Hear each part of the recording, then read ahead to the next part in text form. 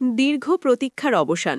অবশেষে আগামীকাল প্রকাশ হচ্ছে নবম পে স্কেলের পূর্ণাঙ্গ গেজেট। আজ সংবাদ সম্মেলনে সরাসরি ঘোষণা দিলেন অর্থ উপদেষ্টা। বিস্তারিত থাকছে পুরো ভিডিওতে। আসসালামু আলাইকুম। আপনি যদি একজন সরকারি চাকরিজীবী হয়ে থাকেন, নবম পে স্কেলের আপডেট সবার আগে পেতে আমাদের চ্যানেলটি সাবস্ক্রাইব করে দিন এবং ভিডিওতে লাইক করে দিন। ধন্যবাদ। দীর্ঘ প্রতীক্ষার অবসান ঘটতে যাচ্ছে। অবশেষে নবম পে স্কেলের পূর্ণাঙ্গ গেজেট প্রকাশের ঘোষণা এসেছে। আজ সংবাদ সম্মেলনে অর্থ উপদেষ্টা সরাসরি জানিয়েছেন, আগামীকালই গেজেট প্রকাশিত হবে। এই ঘোষণার মধ্য দিয়ে সরকারি চাকরিজীবী ও পেনশনারদের দীর্ঘদিনের অপেক্ষা এক নতুন বাস্তবতায় রূপ নিতে চলেছে। বহু বছর ধরে যে আলোচনা, যে প্রতিশ্রুতি, যে আশ্বাস শোনা যাচ্ছিল, আজ তা স্পষ্ট ঘোষণায় পরিণত হয়েছে। এই নবম পে স্কেল শুধু একটি বেতন কাঠামো নয়, এটি সরকারি কর্মচারীদের জীবনে এক বড় পরিবর্তনের বার্তা। বর্তমান সময়ে দ্রব্যমূল্যের ঊর্ধ্বগতি, জীবনযাত্রার ব্যয় বৃদ্ধি, বাসস্থান, শিক্ষা ও চিকিৎসা খরচের চাপ সবকিছু মিলিয়ে সরকারি চাকরিজীবীরা দীর্ঘদিন ধরে আর্থিক সংকটে ভুগছিলেন। সেই বাস্তবতাকে সামনে রেখেই নতুন পে স্কেল প্রণয়নের কাজ শুরু হয়েছিল। অর্থ উপদেষ্টা তার বক্তব্যে পরিষ্কার করে বলেছেন, নবম পে স্কেল বাস্তবায়নের মাধ্যমে বর্তমান অর্থনৈতিক বাস্তবতার সঙ্গে বেতন কাঠামোর সমন্বয় করা হয়েছে। বেসিক বেতন পুনর্নির্ধারণ, গ্রেড সংখ্যা ও কাঠামোতে পরিবর্তন, বিভিন্ন ভাতা পুনর্বিন্যাস সবকিছুই নতুন গেজেটে স্পষ্টভাবে উল্লেখ থাকবে। নবম পে স্কেলে সবচেয়ে গুরুত্বপূর্ণ পরিবর্তন আসছে বেসিক বেতনে।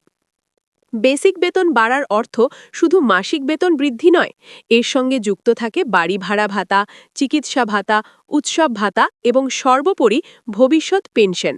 ফলে এই পে স্কেলের প্রভাব শুধু বর্তমান চাকরিজীবীদের মধ্যেই সীমাবদ্ধ থাকবে না, এটি ভবিষ্যতের অবসর জীবনেও বড় প্রভাব ফেলবে। এই গেজেট প্রকাশের মাধ্যমে দীর্ঘদিনের অনিশ্চয়তা কাটবে। এতদিন বিভিন্ন তারিখ, সম্ভাব্য সময়সীমা ও অনুমানের মধ্যে দিন কাটছিল সরকারি কর্মচারীদের। কেউ বলছিলেন শিগগিরই আসছে, কেউ বলছিলেন আরও সময় লাগবে। আজ সেই সব জল্পনার অবসান ঘটালেন অর্থ উপদেষ্টা নিজেই। নতুন পে স্কেলে নিম্ন গ্রেড থেকে শুরু করে উচ্চ গ্রেড পর্যন্ত সব স্তরের কর্মচারীদের বেতন কাঠামো পুনর্গঠন করা হয়েছে। বিশেষ করে নিম্ন ও মধ্যম গ্রেডের কর্মচারীদের দিকে বাড়তি গুরুত্ব দেওয়া হয়েছে বলে জানানো হয়েছে, কারণ জীবনযাত্রার ব্যয়ের চাপ সবচেয়ে বেশি পড়ে এই শ্রেণীর ওপর।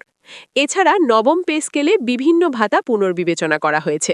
অনেক ভাতা এতদিন বাস্তবতার সঙ্গে সামঞ্জস্যপূর্ণ ছিল না। নতুন গেজেটে কোন ভাতা কত হারে কার্যকর হবে, কোন ভাতা একীভূত করা হচ্ছে, আবার কোন নতুন ভাতা যুক্ত হচ্ছে, সবকিছুই বিস্তারিতভাবে উল্লেখ থাকবে। পেনশনারদের জন্য এই নবম পে স্কেল অত্যন্ত গুরুত্বপূর্ণ, কারণ বেসিক বেতন বাড়লে তার সরাসরি প্রভাব পড়ে পেনশনের ওপর।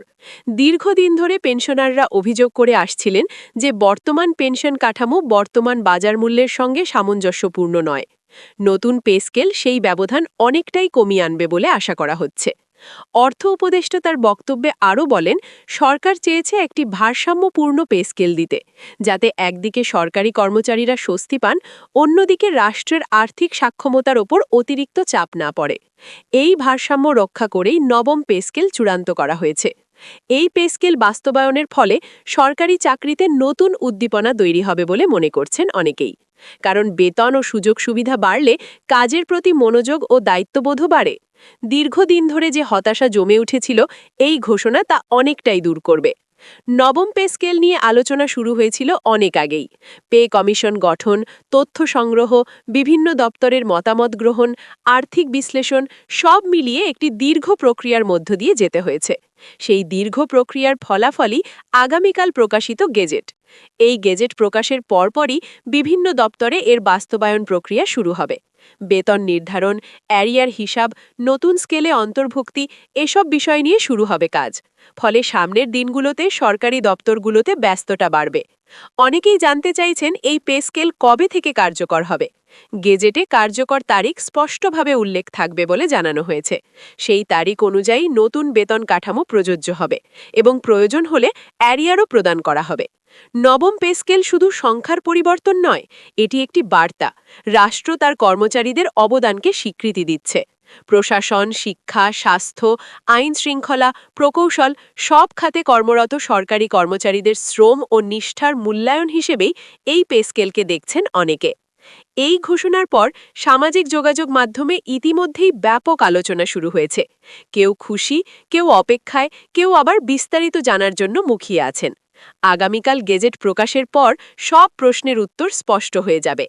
অর্থ উপদেষ্টা তার বক্তব্যে আশ্বস্ত করেছেন যে গেজেট প্রকাশের পর কোনো বিভ্রান্তির সুযোগ থাকবে না। সবকিছু পরিষ্কারভাবে লেখা থাকবে, যাতে কর্মচারীরা সহজেই বুঝতে পারেন তারা কোন গ্রেডে পড়ছেন এবং তাদের বেতন কাঠামো কিভাবে নির্ধারিত হচ্ছে। নবম পে স্কেল বাস্তবায়নের ফলে বাজারেও একটি প্রভাব পড়বে বলে ধারণা করা হচ্ছে। সরকারি কর্মচারীদের ক্রয় ক্ষমতা বাড়লে অর্থনীতিতে তার প্রতিফলন দেখা যাবে।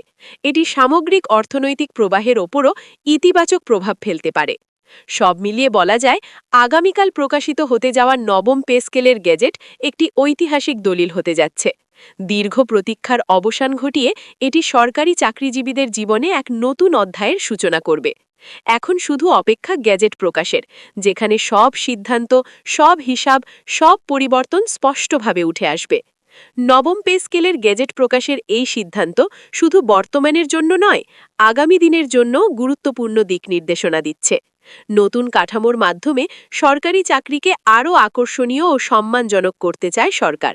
এতে মেধাবীরা সরকারি সেবায় আগ্রহী হবে এবং প্রশাসনিক সক্ষমতাও বাড়বে।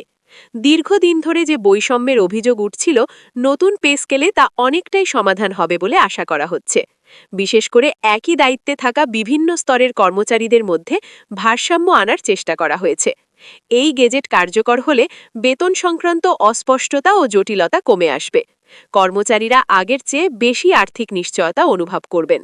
এতে কাজের প্রতি দায়িত্ববোধ ও স্বচ্ছতাও বাড়বে। সামগ্রিকভাবে এটি রাষ্ট্র ও কর্মচারী দুপক্ষের জন্যই একটি ইতিবাচক অগ্রগতি হিসেবে বিবেচিত হচ্ছে।